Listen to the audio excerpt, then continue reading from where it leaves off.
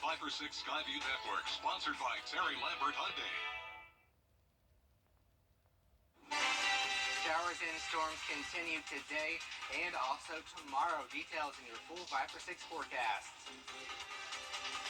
Right now on this Channel 6 at 4, a local woman with advice for staying safe during snake bite season. She has firsthand experience. Plus, an update on a local task force, what the Judicial Circuit is hoping to accomplish. And lowering the infant mortality rate, what you can do to reduce the risk. As your news at 4 starts now. Live from Television Park, this is Wjbf News Channel 6 at 4. Hey everybody, I'm Brad Mean. And I'm Jenny Montgomery. Thank you so much for joining us. We do appreciate it. As coverage you can count on begins with a warning for homeowners and nature lovers. This warmer weather means snake season is upon us. And one Augusta woman recently bitten wants to try to help others. She's Shanta Johnson. And she tells us that she walked right out of the front door of her Somerville home on Mother's Day with her hands full and felt something bite her. She looked down, saw a snake slithering away in the grass. She went to the ER, got a tetanus shot, and then was kept there for a couple hours while they watched her. Very little swelling. It looked like things were going to be fine. She remembered the snake as being brown, she says. Later found out it was not poisonous. We talked to an expert here in the CSRA who says snakes will typically go in the opposite direction when a human's nearby. Unless they feel threatened, then they will bite in self-defense. I just want to feel secure in my own home. And I was just coming out of my house. So that's the scary part. You know, I had just been in the house about 2 hours. No snake was here when I came back home. And then when I made it back home, coming back out again, I get bitten. Well, if you have a snake in your yard or if you see one in your home, goodness forbid, and you want to get rid of it, you can do so for free. Just go to Facebook and type in CSRA Snake Relocation and Education. That's CSRA Snake Relocation and Education. Send them a message and they'll send somebody over to get rid of the snake. A Grovetown woman accused of shooting her stepfather, 44-year-old Tasha Lawrence, being held at the Columbia County Jail where she turned herself in yesterday. She allegedly shot her stepdad, 67-year-old Clarence Jordan, at a home on Grove Landing Way. Deputies say the two had some sort of ongoing issue which led to the gunfire. Some neighbors tell News Channel 6 they heard it happen. Had those flowers in her hands. It's a little bouquet of flowers right there. And she dropped those and she just walked. I mean, she was angry. She looked angry. Just got in the car, drove right away. The victim was taken to the hospital. We don't know his condition. We do know Tasha Lawrence is being held without bond. The Augusta Judicial Circuit's Family Violence Task Force is working to improve communication among different local agencies and nonprofits when it comes to domestic violence cases. One of those nonprofits is Child Enrichment Incorporated. Leaders at the nonprofit tell us working with other organizations in the task force is crucial to helping them provide children in these situations with the most support possible. And with school getting out soon, the number of domestic violence cases is expected to rise. So the folks there believe this task force is more important than ever. We want to provide free counseling services to kids too, but we can only provide those services if we know that the children need the help. So it's really important that people know we're here to provide that resource and get us involved. The next Family Violence Task Force meeting is July 18th. Organizers say there will be time during each meeting for members to talk about their organizations and services. A new electronic gadget worn on the wrist can protect the wearer from sexual assault. That's the promise of a startup called Wjbf. It's the creation of some students at Southern Cal. The special wristband ties into an app that connects to the Wjbf network.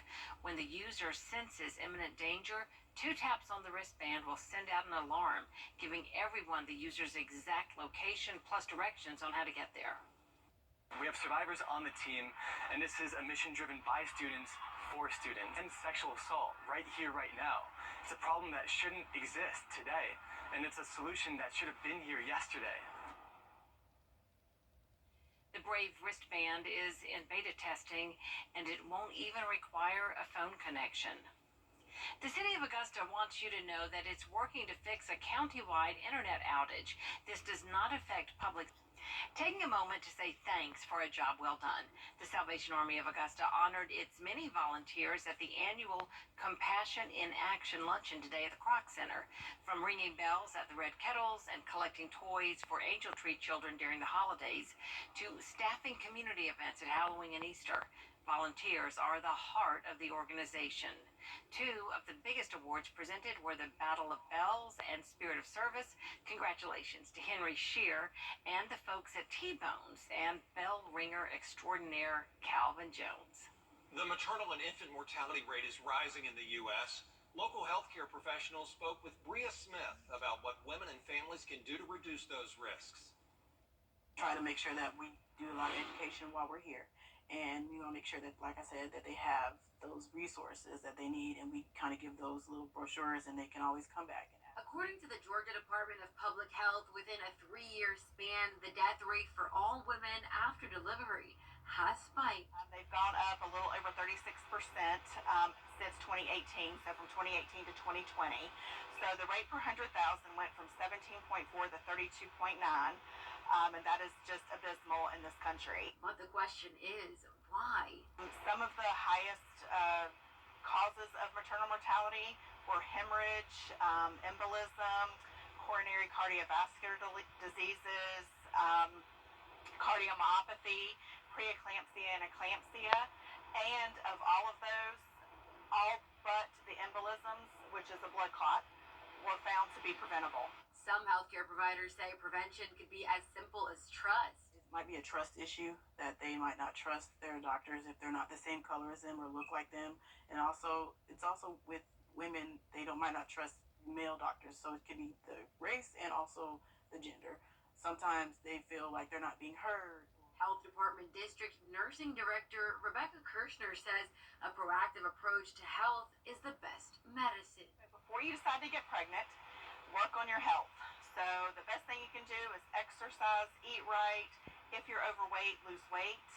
If you have other issues like hypertension or diabetes, make sure those are well controlled and all of that before you decide to get pregnant. A Senate bill called Healthy Moms and Babies Act aims to help improve maternal and child health care. I'm going to create kind of a maternity health home so that they will coordinate care between primary care, acute care, long-term care, their prenatal care.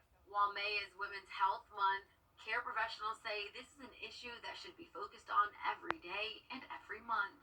In Augusta, Bria Smith, WJBF, News Channel 6. A diaper giveaway today at the Richmond County Health Department. AmeriGroup Community Care hosted it. The goal, just to reduce stress for moms.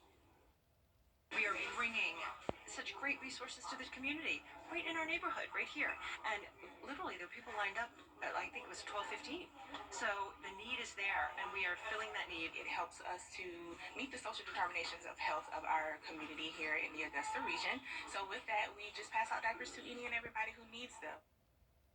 The event such a success that 15 minutes after that giveaway started, all the diapers, wipes, and clothing were distributed. Coming up, a debate over a bill that calls for more abortion restrictions in South Carolina. The USDA is recommending that chocolate milk be removed from school cafeterias across the country. Critics say the high sugar content is leading to childhood obesity and it needs to be banned from school cafeterias. But others argue milk, period, is just a good source of calcium and protein, and they don't sell a whole lot of plain milk, so why not chocolate? They say as far as the plain milk, it's not a top choice for kids at all. And there's more coverage you can count on coming up next on News Channel 6 at 4:30. Including a brand new drug to counter hot flashes, the first of its kind. Next.